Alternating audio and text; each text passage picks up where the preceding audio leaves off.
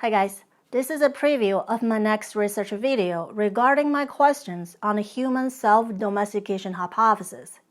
Human brain size has increased dramatically from archaic hominins who evolved for over 3 million years.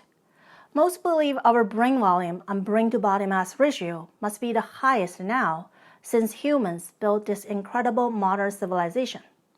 However, scientists have discovered a surprising reversal in our species, that in contrast to much of hominin evolution, there have been significant reductions to brain mass over the past 50,000 years. Our brains are not the smallest they have been at any time in the past 100,000 years, over 10% smaller. At the same time, our encephalization, brain size relative to body mass, also declined. One of the papers states that our encephalization is about 17% lower. Please note that encephalization has a close relationship with intelligence. So, for 3 million years, human species had consistently grown larger brains. But for the last 100,000 years, our cranial sizes have been declining. How did that happen? There are different theories on why our brain size declined. Self-domestication is a prominent one which receives more publicity. In essence, the self-domestication hypothesis is claiming that just like we domesticated sheep, pigs, and cattle, we domesticated ourselves. This proposal is built upon two of the main characteristics observed in domesticated animals. 1. Reduced brain sizes, and 2. Tamer temperament. Some scientists proposed that with the decreased brain size, people became tamer and less aggressive so they can work with each other. I have a few questions on this hypothesis. For example, where do we draw the line between being self-domesticated and natural animal teamwork?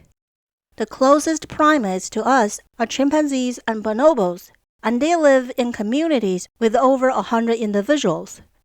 Other animals such as lions, hyenas, elephants, dolphins, and whales live in packs or groups too. These animals are not considered to be self-domesticated, yet they rely on teamwork as well. Do animals really need to be domesticated to be able to work with one another? Seems unlikely. Studies prove that domesticated animals have smaller brains and lower encephalization quotient. EQ. Many researchers found that wild and feral animals are smarter and more aggressive with larger brains than domesticated counterparts. The wild animals have about the same brain size as their wild ancestors.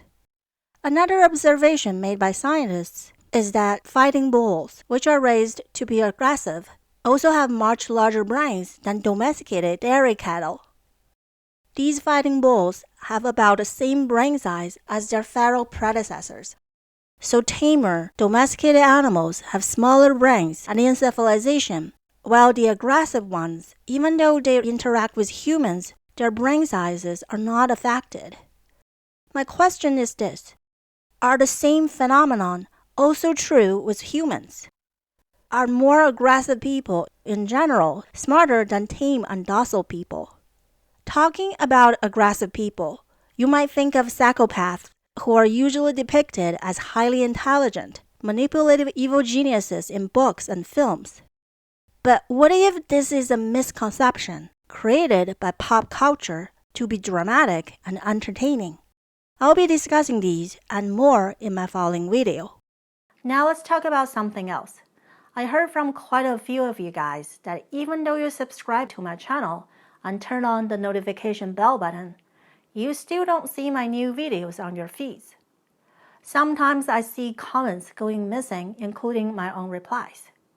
I'm not sure why this happens, but it seems to be an issue for many of us. I hope it has nothing to do with censorship or shadow banning.